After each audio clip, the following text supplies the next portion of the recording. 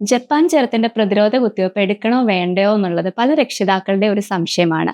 അപ്പോൾ നമുക്ക് ഇന്നത്തെ വീഡിയോയിലൂടെ ജപ്പാൻ ചരത്തെ പറ്റിയും അതിന്റെ പ്രതിരോധ കുത്തിവയ്പ്പിനെ പറ്റിയും ഒന്ന് ഡിസ്കസ് ചെയ്യാം. നമസ്കാരം, ഞാൻ ഡോക്ടർ ഓസ്മിൻ, കൺസൾട്ടന്റ് പീഡിയാട്രിഷ്യൻ, ദാമഗിരി സെന്റ് ജോസഫ് ഹോസ്പിറ്റൽ. കൊതുകുകൾ വഴി പകരുന്ന ഒരു തരം മസ്തിഷ്ക ജ്വരമാണ് ജപ്പാൻ ജ്വരം അല്ലെങ്കിൽ ജാപ്പനീസ് എൻകഫലൈറ്റിസ് എന്ന് പറയുന്നത്. ഇത് അതീവ ഗുരുതരമായിട്ടുള്ള ഒരു അസുഖമാണ്. 15 വയസ്സിൽ താഴെയുള്ള കുഞ്ഞുങ്ങളെയാണ് സാധാരണയായിട്ട് ഈ അസുഖം ബാധിക്കുന്നത്. പിന്നെ ഈ അസുഖത്തിന്റെ ഒരു പ്രത്യേകത എന്താണെന്ന് വെച്ചാൽ, അസുഖം വരുന്ന 30% കുഞ്ഞുങ്ങളും മരണപ്പെടുന്നു. അല്ലെങ്കിൽ 30 മുതൽ 50% കുഞ്ഞുങ്ങൾക്കും എന്തെങ്കിലും തരത്തിലുള്ള ശാരീരിക വൈകല്യങ്ങളോ ബുദ്ധിപരമായ പ്രശ്നങ്ങളോ അസുഖം ഭേദമായാലും ഉണ്ടാവുന്നു. പിന്നെ അതുപോലെ ഒരു സ്പെസിഫിക് ആയിട്ടുള്ള ചികിത്സയുള്ള അസുഖമല്ല ഇത്.